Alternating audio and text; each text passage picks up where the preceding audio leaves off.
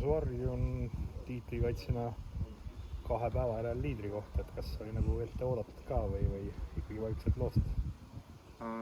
Ütleme, vorm on viimasel ajal päris hea olnud, et tulin ikkagi suurte ootustega siia ja ka tiitlikaitsjana, et eesmärk on ikkagi tiitlit kaitsta. Esimene päev kohe rajarekord, Eesti meistrivõistluste rekord, et kas see oli natuke juba ootamatu või oli see ikkagi kindel? Ütleme, et rajarekord -8 võib-olla ei oodanud, aga -4-5 oleks olnud niisugune oodatav ilusa ilmaga.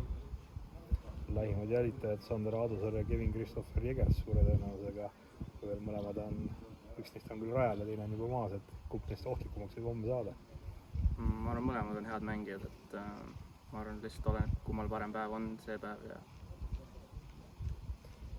2 päeva oli neil nagu oluline vahe ka, üks päev 64 ja 71, et ilmastik ei ole ka siin kõige kergem olnud.